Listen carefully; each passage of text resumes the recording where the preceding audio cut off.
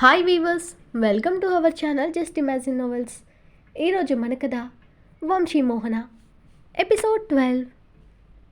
చంద్రిక కోసం అలుపు లేకుండా ప్రతిరోజు వంశీ ఉదయం సాయంత్రం రేవులో పడిగాపులు పడుతూ తనకు చంద్రికతో మాట్లాడడానికి అవకాశం దొరక్కపోతుందా అని చూస్తున్నాడు.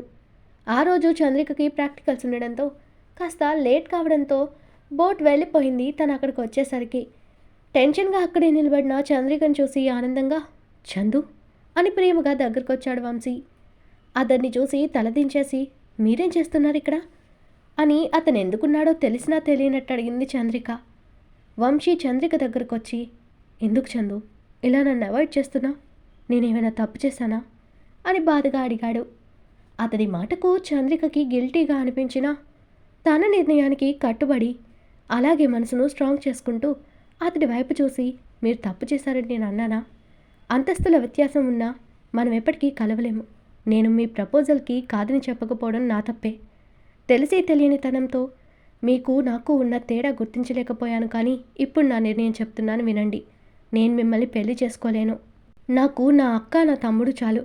దయచేసి నన్ను వదిలేసి మీరు దారి చూసుకోండి మీరు అని చెప్తున్న చంద్రికకి మాటలకి వంశీ షాక్ అయ్యాడు. తన ప్రేమ గురించి చెప్పాక ఆమె కూడా తనని ఇష్టపడుతుందని సంతోషపడిన అతడికి ఆమె నుండి అలాంటి ఆన్సర్ వస్తుందని అస్సలు ఊహించలేదు. వంశీ చంద్రిక చేతిని పట్టుకుని బాధగా ఎందుకు చందు ఇలాంటి కఠిన నిర్ణయం తీసుకున్నావు అని అడిగాడు. అతడి చేతిలో నుండి తన చేతిని సున్నితంగా వెనక్కి తీసుకుంటూ మీకు నేను చెప్పాలనుకున్నది చెప్పేశాను. నా నిర్ణయం ఇదే, ఎప్పటికీ మారదని స్థిరంగా చెప్పింది చంద్రిక. చందు నీ నిర్ణయం ఇదే అయితే నా నిర్ణయం కూడా విను. నువ్వు ఇలా కారణం చెప్పకుండా నేను వద్దంటే నిజంగా చెప్తున్నా నేను బ్రతకను. నీ ముందే ఈ ఏట్లో దూకేస్తాను అని ఆవేశంగా అన్నాడు వంశీ. అతడి మాటకి ఆమెకి కోపం వచ్చింది. ఏంటి మీకు చెప్తే అర్థం కదా? నాకు మిమ్మల్ని పెళ్లి చేసుకునే ఉద్దేశం లేదు. అలాగని మీరంటే కోపంతో చెప్పడం లేదు. నా ఇంటి పరిస్థితుల కారణంగా ఒంటరిగా మా కోసం కష్టపడుతున్న మా అక్క కోసం నేను తనకి సాయంగా నా కుటుంబానికి అండగా ఉండాలనుకుంటున్నాను. దయచేసి నన్ను ఇబ్బంది పెట్టకండి అంటూ రెండు చేతులు జోడించింది చంద్రిక. వంశీ చిన్నగా నవ్వి పిచ్చిదానా, నీకోసం నేను లేనా? నువ్వు కావాలనుకున్నా నేను నీ బాధ్యత కూడా తీసుకుంటానని వేరే చెప్పాలా? ప్లీజ్, నీ ప్రాబ్లం అదే అయితే మీ అక్కకు మనమే దగ్గరుండి పెళ్లి చేద్దాం. మీ తమ్ముడిని మనం చదివించి వాడి లైఫ్ కూడా మనమే సెటిల్ చేద్దాం. అంతేకానిలా నాకు దూరం అవుతానని చెప్పకురా, నేను భరించలేను. నువ్వు నా వైపు చూడని ఈ 4 రోజులకే నేను నరకం చూశాను అంటూ చంద్రికను హక్ చేసుకున్నాడు వంశీ. అతడి మాటల గురించి ఆలోచిస్తూ అక్కనెలాగో గ్రీష్మ వదలరు. ఇక మిగిలింది తమ్ముడు. వంశీ అన్నట్టు వాడిని నేనే తీసుకెళ్లి చదివిస్తే సరిపోతుంది కదా. అందరం హ్యాపీగా ఉండొచ్చు. లైఫ్లో మనల్ని ప్రాణంగా ప్రేమించే వాళ్ళు దొరకడం మన అదృష్టం అంటారు. ఆ అదృష్టం కోరొస్తుంటే నేనే అనవసరంగా కాలుదన్నుతున్నానా అనే ఆలోచనతో పడింది చంద్రిక.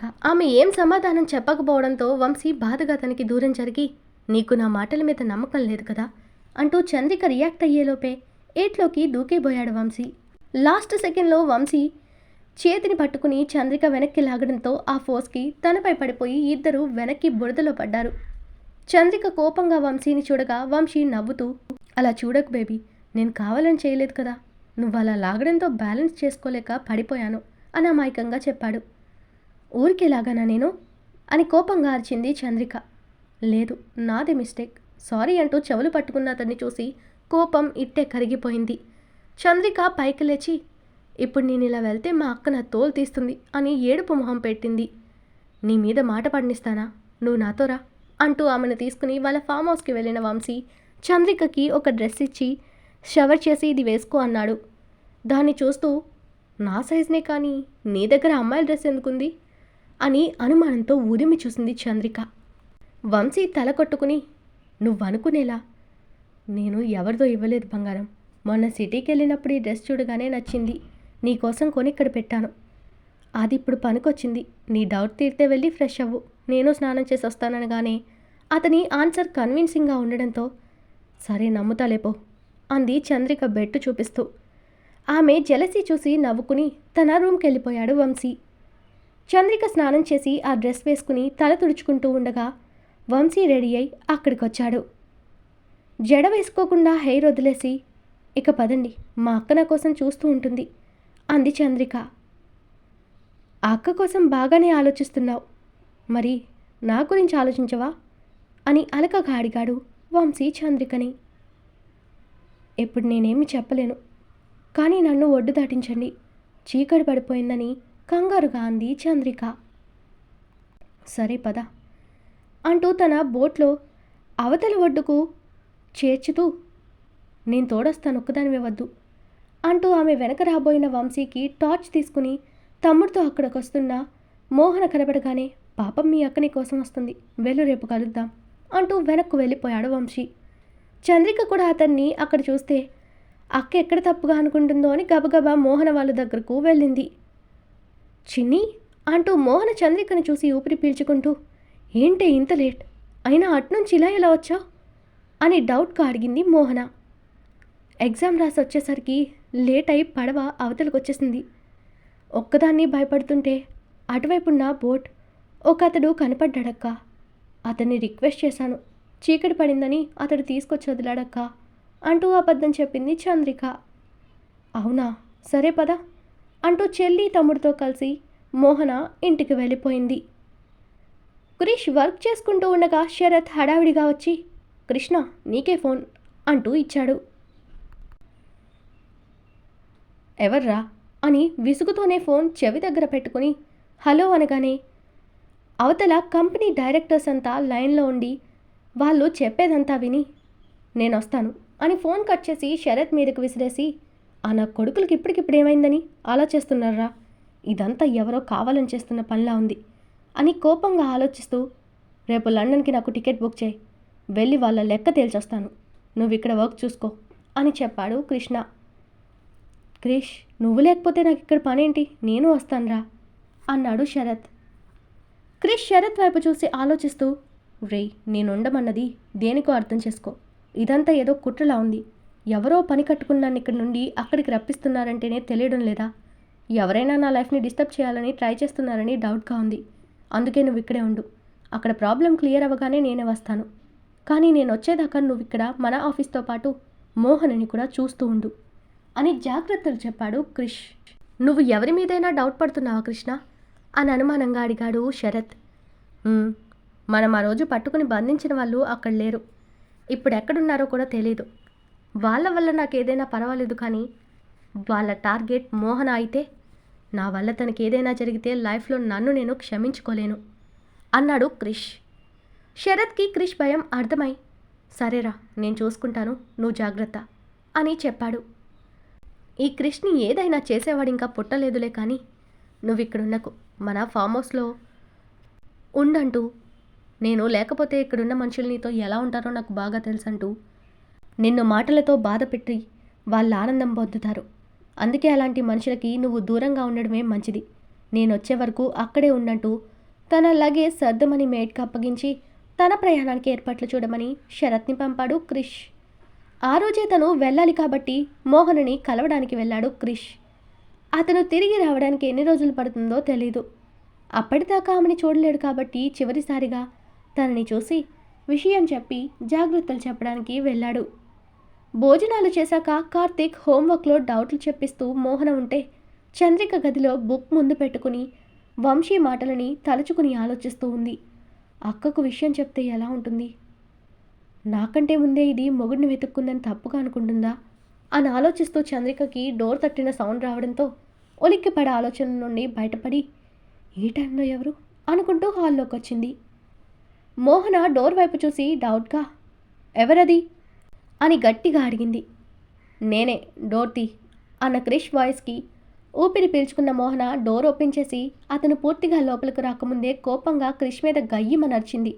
బుద్ధుందా నీకు, ఈ టైంలో వచ్చి డోర్ కొడుతున్నావు, అది కూడా ఇద్దరు ఆడపిల్లలున్న ఇంటికొచ్చి, ఈ టైంలో నువ్వు రావడం ఊర్లో ఎవరైనా చూస్తే ఆ రోజు వాళ్ళు వేసిన నిందలు నిజమని అనుకోరు, ఎప్పుడు ఏదనిపిస్తే అది చేస్తావా, ఎదుటి వాళ్ళ గురించి అసలు ఆలోచించవా అని నాన్ స్టాప్గా తిట్టేసింది మోహన.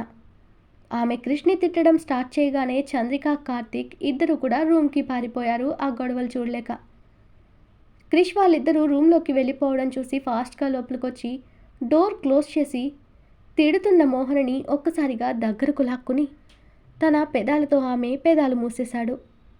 హఠాత్తుగా క్రిష్ అలా చేయడంతో మోహన షాక్తో నిలుక్కుపోయింది. క్రిష్ మాత్రం చాలా ఇష్టంగా మోహన పెదాలని మార్చి మార్చి కిస్ చేస్తూ ఆమె అదరామృతం మనసారా ఆస్వాదించాడు కొన్ని నిమిషాల పాటు. అతనికి ఆమె నుండి సహకారం అందకపోయేసరికి మోహన వైపు చూశాడు. చిన్నగా ఆమె నడుము మీద మునివేళ్లతో స్పృశించాడు క్రిష్. దానితో ఉలిక్కిపాటుగా మోహన షాక్ నుండి బయటకొచ్చి కోపంగా అతన్ని దూరంగా నెట్టేసి, ఇలాంటి పనులు చేశావంటే ఏం చేస్తానో నాకే తెలీదు, బుద్ధి లేదా నీకు అని వెనక్కి తిరిగింది. ఇక్కడ తన చెల్లెలు తమ్ముడు ఉన్నారేమో, ఇలా తమని చూసి ఏమనుకున్నారో అని భయపడిన మోహన వాళ్ళు అక్కడ లేకపోవడంతో రిలాక్స్ అయింది. క్రిష్కి మోహన భయం అర్థమై, నీ నోటికి భయపడి వాళ్ళు ఎప్పుడో రూమ్లోకి పారిపోయారు కానీ భయపడకు అంటూ మోహనని వెనక నుండి హక్ చేసుకున్నాడు. ఏంటి రాను రాను నీకు చనువు చాలా ఎక్కువైపోతుంది, వదులు అని అతని కౌగిలి నుంచి దూరం జరగాలని చూసింది మోహన. క్రిష్ ఇందాక తను దూరం తోయగానే కావాలని వదిలాడు, కానీ అతని బలం ముందు ఆమె బలం ఏపాటిది. ఈసారి మోహనని దూరం పోనివ్వక గట్టిగా తనని చుట్టుకుని, అబ్బా కాసేపు అలాగే ఉండవే, నేనేం నిన్ను కొరుక్కు తినేను అంటూ మోహన భుజం మీద తన గడ్డమానించి కాసేపు కళ్ళు మూసుకుని ఆ ఫీల్ని ఎంజాయ్ చేశాడు క్రిష్.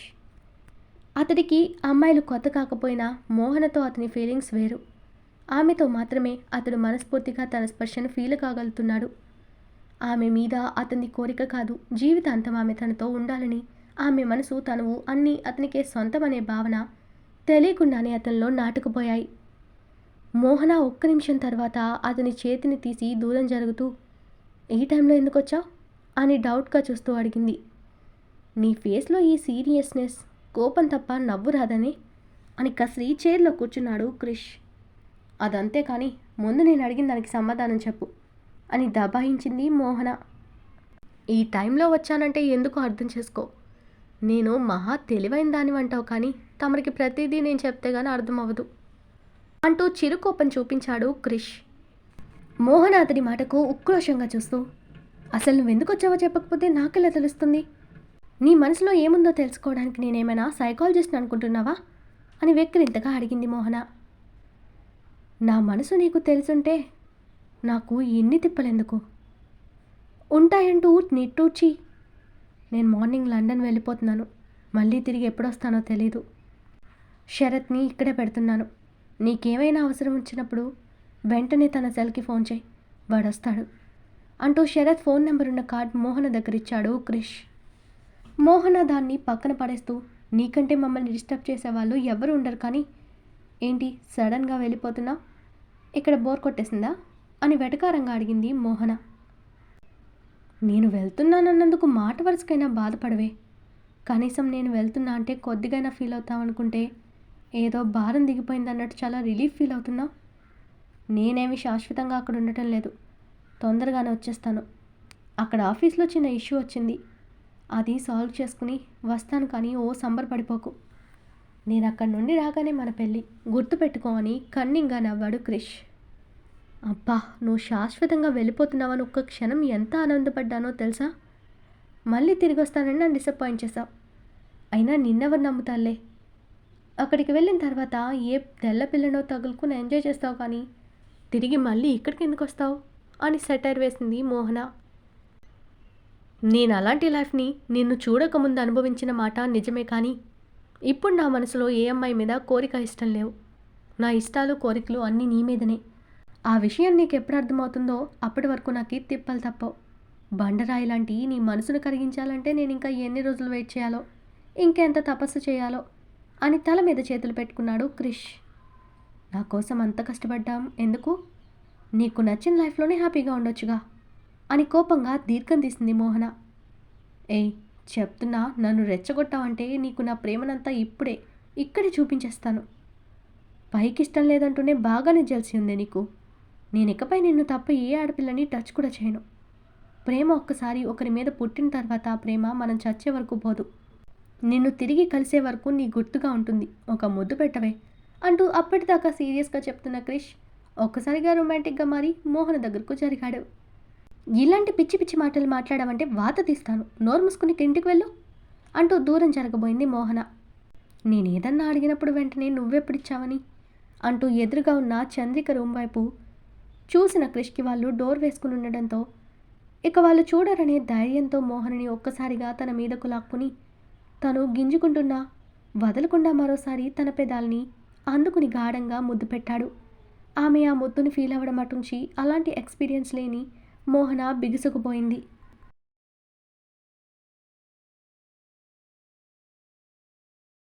ఈరోజు మన కథ ఇక్కడితో కంప్లీట్ అయింది. ఈ స్టోరీ మీకు నచ్చినట్టయితే ప్లీజ్ స్టోరీని లైక్ చేసి కామెంట్ రూపంలో మీ అభిప్రాయాన్ని తెలియచేయండి. అలాగే ఛానల్ని సబ్స్క్రైబ్ చేసుకుని షేర్ చేసి మాకు సపోర్ట్ చేయండి. నెక్స్ట్ అప్డేట్తో మళ్ళీ కలుద్దాం. అంతవరకు బాయ్.